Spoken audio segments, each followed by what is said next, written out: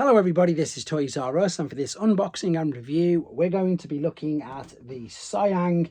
This is a third-party company's take on a Legends scale Metroplex. So yes, I've had to start this video off slightly different to how I normally do, mainly due to the size and scale of this figure, but also I want to give you guys, I suppose, an appreciation of everything that comes inside the packaging, because a lot of third-party companies, especially this one, come with an absolute abundance of things. So it's not just a case of taking the figure out the box. I'm lucky enough I've got a couple of figures so we can, as I say, do some comparisons, have a look at different modes, etc. But as I say, I want to show you how he comes first and foremost to, I suppose, give you that true experience. So he comes first and foremost in a giant shipping box like this, as well as obviously your normal Show-Z packaging. Once again, you can obviously order this from Show-Z. Then you've got the main box, which is this, which looks great, to be fair. I like the sheen on it. It does feel like one of them, I suppose, premium quality boxes. It doesn't feel cheap at all. But I think it basically looks as well a little bit like the Fall of Cybertron, but I don't think they're pushing too hard with that. Now on the back you can see obviously we've got the robot mode, I think that's a rolling battle station, and indeed the base mode. Now with this there's an abundance of electronics. I'm going to show you them. I'm not going to be attaching them in this video. I'm just going to be reviewing the figure. Again, due to the length of keeping the time of the video down as well. But there is the main box. Now inside the main box you've got you probably saw him behind there. I'm going to come to that in a second. I will of course just go behind the camera in a minute, but as I say, I want to show you everything that's in. So he comes packaged in robot mode like this, in a huge clamshell. So you get the figure, the two incredibly big guns, the reds, which I'll show you in a second, the black guns, a little slammer, and then this, I suppose, is the craziest thing. I just gone off camera there. I don't know if you've seen, he comes with a model kit of Windblade. Again, save that for another video. The only reason I've opened this is because it comes with the centerpiece that lights up there for his chest. Once again, I will show you that in robot mode. The instructions, to be honest, are quite good, but I've also got to confess, it's basically like a G1 Metroplex. It really was. The only thing that's different is you obviously take the fists off on the G1 Metroplex. With this, you fold the arms up, tuck the fists away, bend him over at the waist and extend out the leg guards, and that is literally the base mode, which you're going to see in a second. Now here is some instructions for some of the electronics, and I kid you not, as I said guys, there is a serious amount of electronics. So we've got all these mini circuit boards there. We've got all these batteries and all of these connectors. So as I say, don't be surprised if you open it up and all of these do fall out. As I did say though, I'm just going to be reviewing the figure, and there's the little slammer figure that I was on about. So that is what all comes inside the package. I'm going to jump behind the camera now. I've got a few of the Metroplexes out, ready to do the comparisons. That's the Siyang one, that's the Titan one. We'll jump straight into some comparisons because I've got him set up. Let's have a look at him in his robot mode then. So this is just a very quick Metroplex, I suppose, comparison. I am, of course, going to bring in some more Legend scale figures and have a look at the robot in a lot more detail in a second. I've just got this set up, I suppose, exactly that, to give you an idea, purely as well because the main Titan doesn't really fit on screen. And it's crazy to think that, you know, especially when I was a kid, that this Metroplex here on the right hand side, the original G1 ones, just seemed huge. So this is a bit bigger. It's nowhere near as big as the main Titan, which you can see, even though funnily enough they're the same price. So this is about $200 as well, and of course there's more to the Siyang one. You can again clearly see obviously the thin waist, etc. on the, well, it was Hasbro's first attempt at a Titan, wasn't it? But there is Metroplex next to the original, and indeed next to the Titan version of him. So that's just a real quick comparison with them. Let's now have a look at the robot mode in a lot more detail then. So there we are. I've got both of them up, two modes ready to show you. There is of course another base mode I'm going to be showing you as well. We're going to start off with the robot mode, and to be honest this is still going to be a bit of a struggle trying to get it in just to fit. But yeah, let's start off with the robot mode, and let's just see what I can do, to be honest, because it is a good figure. It surprised me. What I suppose I like about it, and I know it sounds quite daft, is it really is sort of quite basic. So you don't need, you know, any sort of special degree to transform him. It really was a very simple transformation. I'll do my best to get a transformation process video up for you. Now again, he comes with an abundance of accessories, so I'm just going to take off a couple of these just to show you. As I showed you the packaging, these come packaged separately. Obviously they're not attached to the figure. Now the interesting thing about these as well is they do all sort of separate into extra pieces. That's where you can put the electronics, etc., and you can use these separately when in the other base mode. But as you can see, they just slot over no problem, and I suppose that's pretty much industry standard now with larger figures as to how they fit into the hands. So funnily enough, while we're here, then there is wrist swivel. There's quite a bit of articulation on them fingers right down to the knuckles. Same with the thumb. You've got, if I just take these off, these are the two guns that again go either side of the shoulder. Nice and robust. They feel, you know, really sort of sturdy, not flimsy whatsoever. You've got swivel underneath the shoulder. You've got a double bicep flexion, because that's again how you can transform to get into this part here on that mode. So that'll fold all the way up. As you can hear, there's ratchets in it as well, so it'll go all the way around. They're really tight and make them nice sounds as well. There is a waist swivel, which you can see right there. There's also, you probably saw at the top there, there's this part at the top of the leg. So you've got, it's a borderline a thigh swivel, isn't it really? And of course this is mainly due to when we're going to put him in base mode a bit later on, because you need to turn the legs out, etc. These are on huge ratchets as well, and they're very, very stiff. So this will kick as far up as it can until it's restricted, and indeed it's got a huge knee bend. It will also kick all the way back. Now as far as I'm aware, if I quickly spin this round, there's nothing at the back. I nearly took the camera and everything out there. No, so there's nothing at the back. This is going to be able to kick all the way up. Then with the knee bend, if you want to, you'll be able to literally bend it right up behind his head. So it's got a huge knee bend. It's got an ankle tilt and rock as well. And as I say, this is just how I took him out of the packaging. The only thing I've put onto him so far is this red dot. That's what was packaged in with the Windblade figure. And of course we need to see that.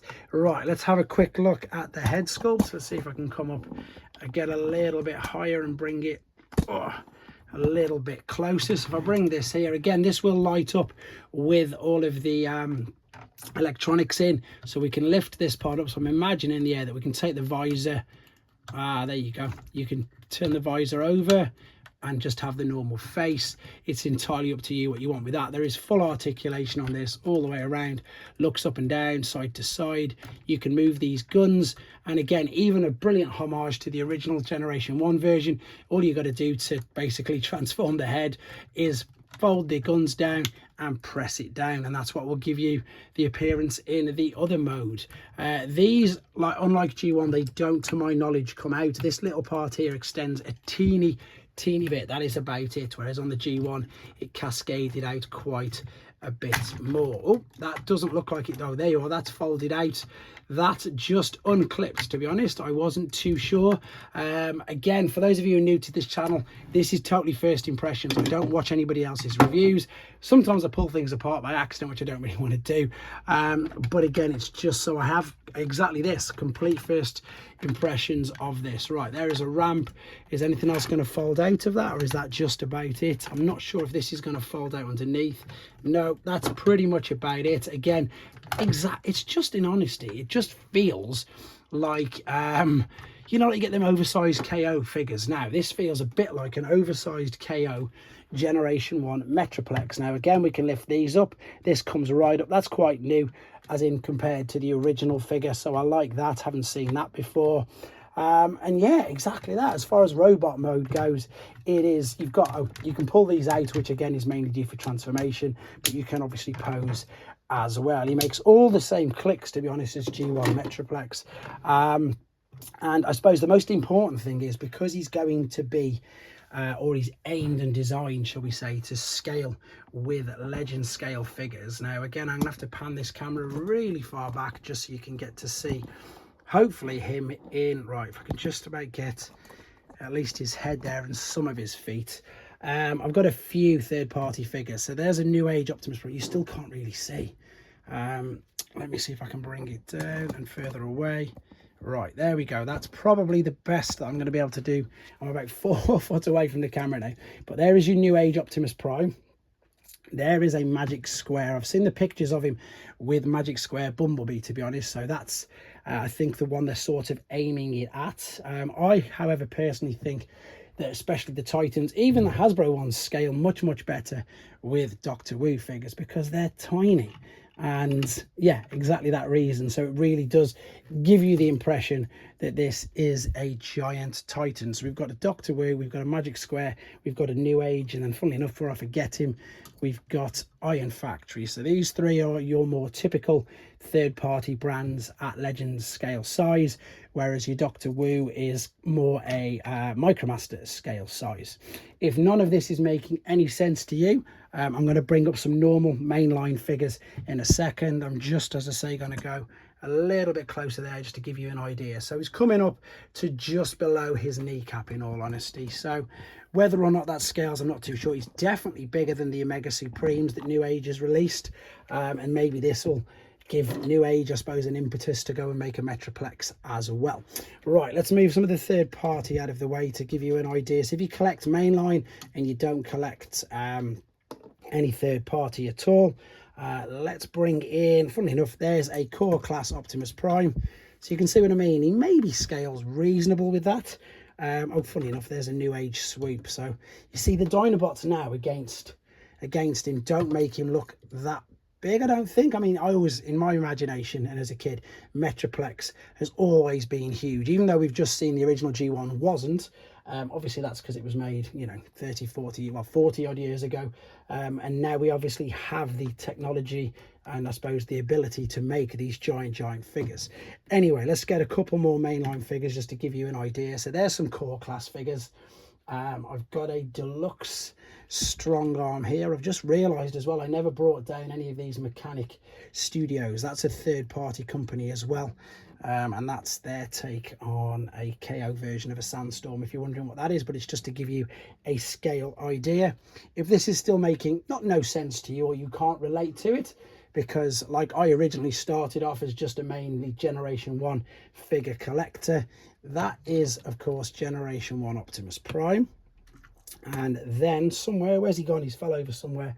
Here is Generation 1 Bumblebee. So there is that particular fix. That hopefully gives you an idea on the scale and on the size of him.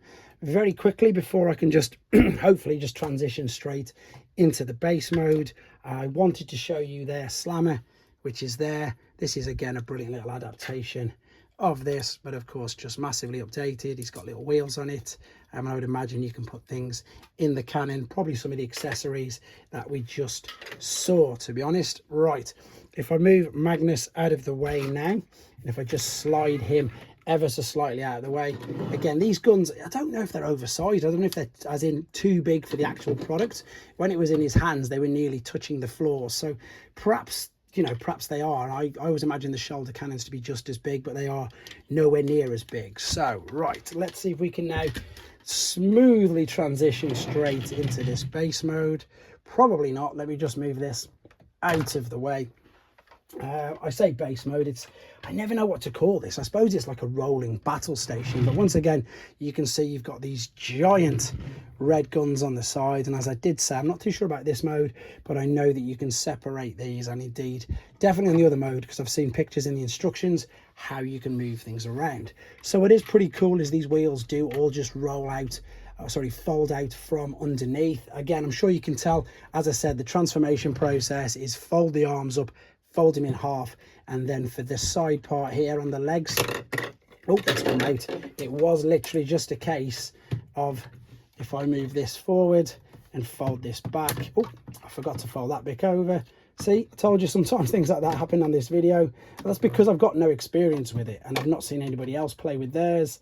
I want it to be as, I suppose, authentic as possible, and you can see now that I haven't broke it, but I've not done myself any favors. Let's see if I can clip that in. There we go. So yeah, so this is how it was. That's come around there, pretty much in robot mode. That was his leg, so we folded out this, we swung it out over the top, and of course you can see his toes are folded out. Now I have got a little New Age brawn there to give you an idea of the scale with this. I've got a Takara. Let's bring that back. Oh, fold out the ramp. I suppose this is the only extra little bits that the original G1 didn't have. You just folded out full. I've got no nails. Full. What's the word I'm after? Just full ramps. Whereas with this now, haven't, let's get in there. There we go. That's it. So that covers up that particular gap. There's a Takara world's smallest transformer, which funnily enough scales really well. There is the slammer from this particular figure. And again, I think it's going to be down to like Doctor Who figures. I think Doctor Who figures are going to scale in this mode really good as well. This is probably the first and only last time, unless I'm reviewing Doctor Who, that Bumblebee is going to be too big. As in a normal G1, Bumblebee is going to be too big for this. Let's see if I can spin it around to give you an idea of how it looks from the front. That's a Earthrise Micromaster, by the way. And let me see, I might have to move the box. Yeah, let's move the box just in case. I don't want to repeat of my blaster review and everything fell down. Just so you can see it from the front, like so. So if I bring this back on itself and spin it around. So once again, as I say, I've attached that red part there. Of course, if I wanted to, I can lift this up, which is good. These will move up and down. So will these move up and down. And to be honest, there's not really, that's a Doctor Who Beachcomber in there. The problem with these bases, although they're good modes, it's incredibly difficult for, well, I would imagine for most people to be able to use, unless they've got it as a centerpiece or as a diorama, to have these figures in base modes. You never know, I may be corrected, hopefully by some guys in the comments. If you've got any of these massive figures in base modes, I'd love to see pictures. Either put them in the comments, links, or send them to me on my Instagram, toys_rruss. But to be honest, there's not much more that I can think of or that I've not seen. I'll just show you a bit of the detail on the back. I suppose, yeah, I've not shown you much of the detail on the figure. As you can tell, it's quite bland. It is quite grey. There's a lot of moulding detail in it, as in, but nothing that's standing out. The colours are exactly what G1 Metroplex was. So I don't want to be too hard on it, but that's pretty much enough for this base mode. Let's have a look at him in the other one and do some final thoughts. So here is his, of course, base mode, and to be fair, this isn't too bad. It's, again, it just takes up so much space. But I imagine if you were doing things like stop motion, or indeed, as I mentioned in the previous segment, you know, a proper sort of diorama scene, it would look very cool, because it's, you know, it serves its purpose. Look, it's a base, it's exactly what you'd expect it to be. Once again, transformation process is pretty much identical to G1 Metroplex, and what I mean by that is this is the legs just folding out on themselves, which again is really reassuring, especially because lots of third-party figures, you know, they sometimes take and they can be overly complicated when they don't really need to be. That's just got stuck there. That's it. Let's put this flat. That's better. Again, it looks okay, it serves its purpose, and I imagine it's going to be much better with the electronics in, because the toe parts there would be lit up. As you can see, you've got the giant guns either side. You can of course rotate the whole top part, because that is his waist. I haven't found a space yet to put his other shoulder gun, in all honesty, but yeah, just a great bit of fun, to be fair. Again, so if you've got mainline figures, you can put your Micromasters on here. They fit no problem whatsoever. But like I said, it definitely, for me, it's more, I would think, for Doctor Who, even rather than the Magic Square. Even though in the instructions, as I say, the picture that I've seen, funny enough, I'll show you it there, I'm sure that's the Magic Square Bumblebee. Again, correct me if I'm wrong, but I think with the Magic Square figures, or if you haven't got, sorry, with the Doctor Who figures, if you haven't, you've just got official Hasbro or Takara. With the WSTs, that's the world's smallest Transformers, they fit perfectly as well, because the Doctor Who's are the same size as them. And again, you can move these canopies, these come forward. I've just knocked him over. This obviously folds up and down. You could of course put helicopters on there. Everything, as I say, just reminds me of G1. It's quite funny, because since I've been doing these third-party reviews, it's exactly that. I would just class this as an upscaled Generation 1 Metroplex, where they've just added a couple of little tweaks, like the fact that you just took the fists away into the forearms rather than taking the fists off. Otherwise, it's pretty much, as I say, exactly that, just a bigger version, right down to the decals on it, right down to the plain grey plastic. I definitely don't think it's going to work with New Age. I think that's, I mean, look, he's just too big. He really is too big. And indeed, even the base mode anyway, Magic Square, just too big. They look completely, yeah, out of proportion, which again, I know that a lot of companies, Hasbro themselves, Takara, everybody, New Age, all the ones that I've done, when they get to the base modes, nothing really scales with them apart from the tiny figures, but it's not too bad. I definitely think that the robot mode is the best, and I also think that that's probably the mode that everybody is going to be displaying him in. So we'll come back for the very last time with him in his robot mode and just have another quick look at that. Okay then, back for the final time. As you can see, in the robot mode, this is definitely the best way to display him. Couple more just comparisons there for you of the size, and what I've done, because we've got the two there, is you can see that this is him with none of his accessories really attached, that he still looks great, but obviously with all of the accessories that he comes with, which to be honest, as I said, is an abundance, he looks much better. And we've also gone with no visor and visor just to top it off there. So before we finish, I need to thank Rohan and of course RJ hugely for the loan of these to do the videos on. Thank you very much, guys. Let me know in the comments what you think of these. I think they're okay. Again, it'll be interesting to see if the other third-party companies now jump on board and make their own Metroplex as well. Let me know what you think in the comments, guys. Take care.